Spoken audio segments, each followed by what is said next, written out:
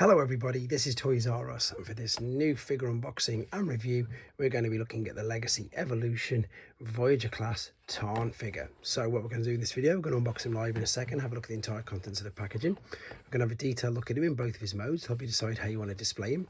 Now for obvious reasons I don't have any other Tarn figures, but we can see how he looks, displays and indeed compares to some of the other figures in the same toy line, both the same size and indeed the size down, so we'll see just how big a Voyager class figure he actually is. Right, before we crack him open I need to thank Smith's Toys, because that's the shop that I brought this from. I literally just walked into it. It's one of the toy shops in the UK, and as you can see, and indeed on the short, they've got these on the shelves already, which is great. We also need to appreciate this amazing artwork. It is stunning. Even though it's the open window box, which doesn't bother me too much, I love the fact that you've got the robot that you can see through there, then immediately underneath him you've got the alternate mode, then of course you've got the full robot mode and indeed the head and usually just a bit of the bust around there. The packaging is really popping, the colours look amazing. I think this works, so if you want to scan that now you can have a quick look at his tech spec as well in your own time if you wanted to. And of course we've got the beautiful artwork for Legacy Evolution on the side, and as you know, if you put the two boxes together it will join up. Now you can see he's going to take 27 steps, and what I like about these, and again like you just saw Leo Prime, that these are quite intricate transformations, all with quite a lot of steps, but they're not too bad in honesty. Some of the ones like the Studio series where you get about 20 odd steps and they're incredibly tricky and finicky, I'm not finding this with anything, even though as I say that they are quite a high amount of steps. I'm not finding any real difficulty with it, and of course that's what makes the transformation process so much more fun. Right, have I missed a piece of tape out? Nope, I just don't want to damage the box. Even though I'm going to be flat packing it, I still don't want to damage it. So let's see if I can take it out carefully. Yeah, there we go. And it's just easier for taking it out from the bottom if you're wondering why I'm doing it. Right, and once again, same, he feels weighty, he feels quite big, he looks really good. A bit like Leo Prime.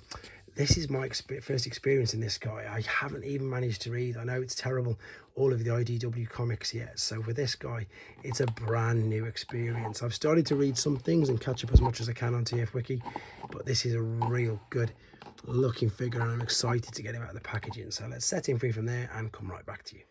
So then, yep, here he is in all his glory out of the packaging, and he does not disappoint. He has got, of course, the complete array of Decepticon colours on him, the purples, the greys, the dark greys. Yeah, really good figure. We've got some lovely translucent, it's like a deep purpley colour around there, and indeed across you can see there on the neck and indeed in his head. Now hopefully, I don't know if you'll see it on here, but it does genuinely work. Not too good with the light shining on it, but hopefully you can sort of get, yeah, you can maybe see it a little bit when the light catches his eyes. It does look very good. The head will have full articulation, it'll go all the way around, up and down, same with the shoulders out to the sides. It actually looks like he's got a bit of an ab crunch, but it's not, it's just like a double, I suppose you can see, yeah it is, it folds there and it folds there, so it looks like he's got an ab crunch as well. He's got the full swivel, he's got the arms twisted at the shoulder, is there a wrist swivel? There is, and indeed look, for a Voyager class figure you can even open and close the fingers, which is a great little touch. Legs will go out to the side, they will come to the front. There is so much range of motion and so much posability possible with these. Even with the great big kneecaps, you can see with the knee bend and the ankle tilt and rock that it's still going to be able to hold and pose in crazy positions. This is brilliant. These bits on the top, the tire treads, are giving me Mindset, I think his name was, and Hailstorm vibes from the Reveal the Shield toy line, so I'm going to dig that out later on before I finish this video, just to show you what I mean. And of course these are the two accessories, which again look like they've got the translucent plastic in as well. But as far as we go for first impressions, very impressed, to be honest. He looks great. Right, let's have a look at him in his alternate mode. Okay, then we're back, and as you can see, he's in his alternate mode. Quick apologies, no transformation process on this video. That is for a couple of reasons. One is to keep the main length of this video down, and two is not to spoil it for anybody who doesn't want it spoiling for themselves. However, if you do want to see it, it will be uploaded separately. And to be honest, it's quite a nice, satisfying transformation process. I mean, I'm just blown away by this, to be honest. As I say, the colours just really work, and he did actually transform slightly differently to how I thought he would. If I want to be negative, there is one teeny tiny negative, and that is the fact that you can see his fists at the back. The fact that the treads don't go round doesn't bother me in the slightest. Again, I said this in the other portion of the video, the colour scheme just really works. Now these are the accessories as well, so this wasn't attached. I've attached that. You can see that even without them, it still looks great. And the good thing about this is, again, you've got all these 5mm ports, so you could attach loads of things to it. If you wanted to, you could just do the one main cannon like this on the top, which would still, you've got these two grooves, and that's going to fit in there, so you could do that if you wanted to. You've of course got the full swing. You can see you can attach loads more in either of these, and on the down on the treads there's so many, and on the back there's so many different points where you can attach all of these parts, just to make it, again, exactly that, a fun toy to play with. What I'm going to do very quickly, I'm just going to show you, that's the two boxes I found to put together. That's what I meant earlier, that you can of course combine the boxes to have a look at the legacy artwork. These also come out and move around. And the other thing, as I say, because I've got no other Tarns or indeed many other figures like this, this is the one that I was referring to. This is Hailstorm. Mine set was the one which is a different colour. It's a little bit like this, but much updated. The same with the treads come round as his arms, you'll see in a second. And of course the rotating part on the top there. I don't think much more to say about this guy in this mode. You can just have so much fun just attaching. In fact, I'll just do a couple with these. Let's attach them to the back instead. That's going to work just as well. And let's see if I can find, let's see if I can just quickly grab Needle Nose. Yep, so here's Needle Nose. So let's put his Target Masters on as well and see how they look. In fact, yeah, let's pop that on the top there. Let's pop that on the top there.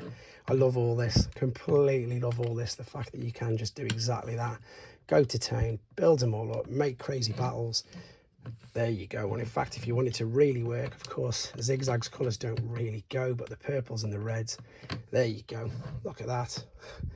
That's some display ideas there for you. Really good. Oh, nearly knocked it all over. I think that's all there is to say on this particular mode anyway. We're going to come back for the final time with him in his robot mode. Again, see how we can do all the Evo Fusion gimmicks with his cannons, and of course do some comparisons and display ideas with some of the other figures in the same toy line. Okay, then we're back for the final time with him back in his robot mode, and let's have a look at how we can have a good old play around with, I suppose, all these Evo Fusion gimmicks. So first and foremost, what you can do is you can just literally put one gun in each hand like so, which I suppose is the most basic thing to do with them. And again, you can just check out the fact that this is translucent, and I wish I could just show you a little bit better of how it's lighting up through it. When it catches the light, it's brilliant, all the way down and the back of his head and his chest, everywhere. It's just so good. So of course there you've got the two in there. You can then attach this if you want to the back, because obviously you don't really want just anything lying around. Now there's three different things. I'm going to show you them all at the moment. I suppose if I put that there out of the way, that's one way that you could have it with these in the hands.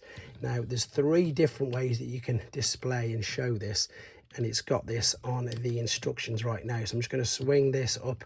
Maybe I've gone a bit too high, I'm not too sure, but of course then what you can do, you can then take these guns out of his hands, and you can of course attach these over the shoulder cannons. What a great idea.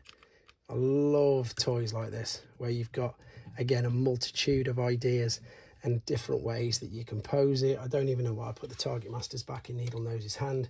I should have kept them out, just so again you can pop it here like so. We can also pop some obviously on the sides, on the forearms. I imagine with the blast effects and everything else that you can get with this, you can just pull off some amazing displays. So we've done two of the ones that it says. We've also, well, in fact, there's just an abundance. Again, the best thing about this is exactly that. Let's just use your imagination. So if I keep the two Target Masters there, if we take this off the back, I've just disconnected that ever so slightly, but it's not a big problem. And then you can have these up or down, it's up to you. This does actually attach in the back via them little tabs, But for now, I'm not going to worry about that because I want to show you these. So you can, of course, have this as indeed a arm cannon as well. So let's just take this out so I can show you what I mean. You can attach this next to the forearm, and again you've got the multitude range of motion that you can spin it around. Like I said, loads of these are in the instructions, so I'll quickly show you. So that one there is the one I've literally just done. The ones over the back of the shoulder there is the one I did beforehand, and now we're going to do the combined one, which is there. And yeah, this is going to be pretty interesting, shall we say. So you can take these two, and as you see, these will combine that way. Let's make sure we've got that there. And then I need to take this off here.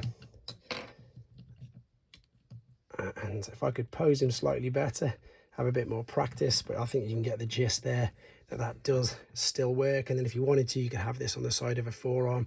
You could also, of course, put one of these each side of the tops of the treads here, like so. Could you? Oh no, not there, I've gone too high. There we go. One on the side of the treads, exactly like that. There you go. And then of course this bit can go at the back, out of the way, or spun around, and it doesn't, you know, it doesn't, what's the word I'm after, it doesn't tilt over. It's grounded. It's got these nice big feet that hold it and support it completely, like so. He looks great. I kept saying it, I should have just said Tarn. It just supports Tarn really well. Now I mentioned earlier about Hailstorm and the fact that that's what it reminded me of. I've not bothered transforming him, but I'm just going to show you, I say on the picture, which is what it reminded me of there, where they just fold the two tracks up on the side. That's the only thing that I think it could remind me of. Otherwise, what a great standalone figure. Let's just put him next to some of the other Evolution figures then. Let's take this out of the way because we can't even see him. So this isn't Legacy Evolution, but this is Legacy. So this is another Voyager class figure, and again I've just put the swords up for now because it's on the shelf and I don't want them going behind and knocking them all over. Scrap Hook is here as well. He is of course one of the smallest, and I know he's not a Decepticon, but he looks good there. What else have I got? Just for some scale wise, shall we say. There we go. Hot Shot, much smaller as you'd expect. And then if we're going with purple Decepticons that are completely cool, I just happen to have right next to me a G1 Cyclonus. There's your colour schemes. There you go. They could all be triplets, couldn't they? Brilliant. Right, nothing else to say about this guy. He is as good as everybody is making him out to be. He does look fantastic. I'm so pleased that he's rocked up on UK shores just in normal shops. Again, his name is Tarn. He's from the comic book universe, and I think he's very, very good. Let me know what you think of him in the comments, guys. Take care.